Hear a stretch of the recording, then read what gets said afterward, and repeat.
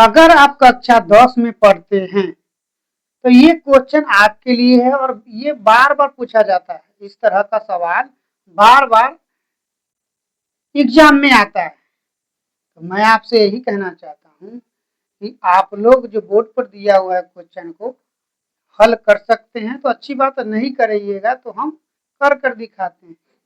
और मैं चाहता हूँ कि आप लोग पढ़ाई में मन लगा के पढ़िए, सीरियस होकर पढ़िए। जीवन में कुछ बड़ा करना है और नौकरी करना है। तो चलिए बोर्ड पे देखते हैं क्वेश्चन को।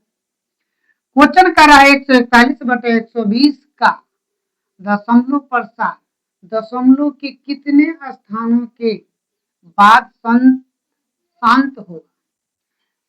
ऑप्शन में दिया हुआ A, ऑप्शन में दिया है B, ऑप्शन में दिया है C और D दिया हुआ। अब इसको हल कीजिए।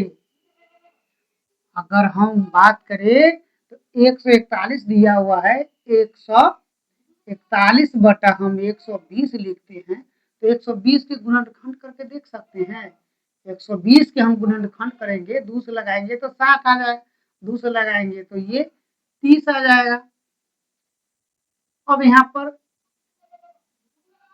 15 आ गया, 3 से लगाएंगे तो 5 आ जाएगा। अब यहाँ पर अगर हम इसको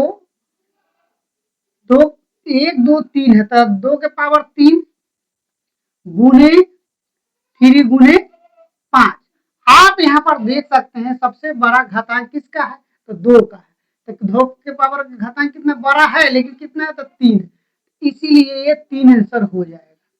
दूसरे तरह से आप बना सकते हैं कि 141 में आप भाग दे दीजिएगा 120 से और देखिएगा कि दशमलव के बाद जो है कितने अंक के बाद ये कट जाता है पूरा पूरी। तो देखिएगा तो 3 अंक के बाद ये पूरा पूरी कट जाएगा, तो इसका मतलब यही 3 हुआ।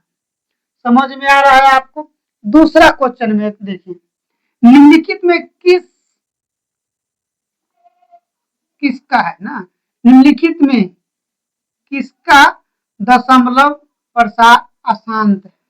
शांत नहीं पूछ रहा है, अशांत पूछ रहा है। अशांत का मतलब होता है बच्चा कि